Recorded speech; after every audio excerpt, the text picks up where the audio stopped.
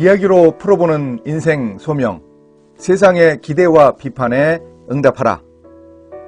코로나 시대에 더 심각하게 경험했지만 기독교와 교회에 대한 사회적 비난이 쏟아지는 때가 종종 있습니다. 그런 일이 생기면 함께 일하는 사람들로부터 집중적인 비난이나 추궁을 당한 경험이 한두 번쯤은 있을 듯 합니다. 우리의 잘못도 있지만 때로 과도한 비난도 있긴 합니다. 기독교인이기에 높은 기대와 기준을 정해놓고 일방적으로 몰아붙이는 측면도 있는 것이 사실입니다. 때로 넌크리스천들에게는 관대하면서도 크리스천들에게는 편파적으로 적용하는 객관성 없는 기준 때문에 억울할 수도 있습니다. 그러나 세상의 요구와 추궁이 하나님이 우리에게 요구하시는 수준보다는 오히려 낫다는 생각이 듭니다.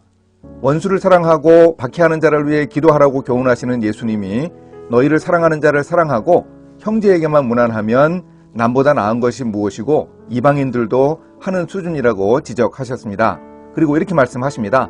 그러므로 하늘에 계신 너희 아버지의 온전하심과 같이 너희도 온전하라. 우리 일터의 동료들이 우리에게 요구하는 수준은 하나님이 우리에게 바라시는 수준과 비교하면 그리 높지 않습니다. 우리는 남다른 수준으로 그리스도인 다움을 우리 동료들에게 보여줄 수 있어야 합니다. 철로역정을 쓴 존 버녀는 안수받은 목사는 아니지만 설교를 했고 목사로 인정받은 사람이었습니다.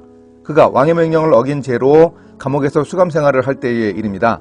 간수장이 평소에 존경하는 존 버년에게 잠시 집에 다녀오는 것을 허락했습니다.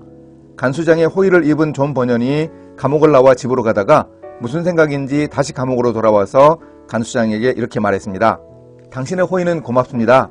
하지만 성령님이 인도하시는 길이 아니라는 생각이 들어서 돌아왔습니다. 그로부터 1시간 후에 왕이 감옥을 시찰했습니다. 그러자 간수장이 존 버년에게 말했습니다.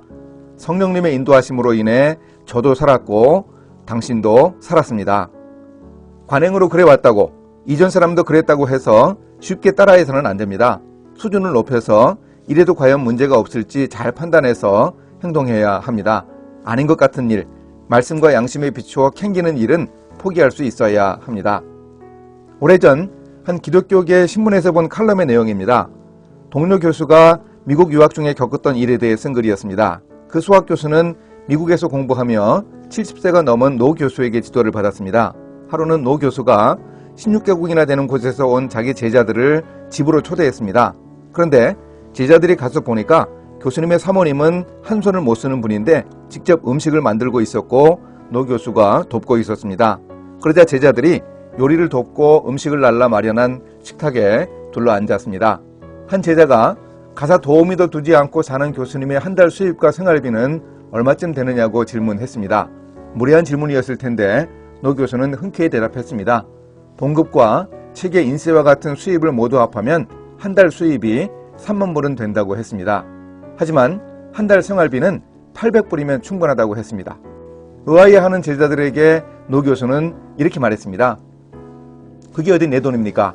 하나님이 나에게 재주를 주셔서 학자가 되게 하시고 각국의 제자들을 두게 하신 것도 감사한데 아직도 이 지구상에는 예수님의 이름을 모르는 사람이 많습니다. 그래서 나머지 돈은 모두 선교 헌금으로 드리고 있습니다.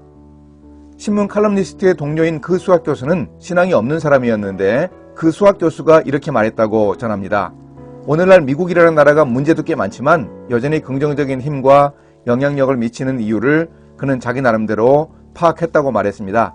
바로 자기의 은사와 같은 그런 멋진 크리스천들 때문이라 생각한다고 고백하듯이 말했습니다. 한 달에 4천만 원 넘게 벌어서 연봉이 4억 원, 5억 원쯤 되는 것이 복이라면 복입니다. 그러나 그것이 진정한 축복은 아닙니다. 그보다 더 큰 축복이 있다는 것을 미국의 그 노 교수는 여러 나라에서 온 제자들에게 보여주고 감동을 주었습니다. 우리는 크리스천이기에 일터 동료들에게 욕을 먹지 않는 정도가 아니라 뭔가 다른 남다른 가치 기준으로 살아간다는 점을 보여줄 수 있어야 합니다. 힘들고 어려운 시기이지만 누구나 다 고통을 겪고 있을 때 오늘 우리 크리스천들이 우리의 자리에서 사명을 다하고 영향력을 발휘해야 할 이유가 바로 여기에 있습니다. 하나님이 우리에게 요구하시는 가치 기준을 생각하고 하나님의 온전하심을 추구할 수 있어야 합니다.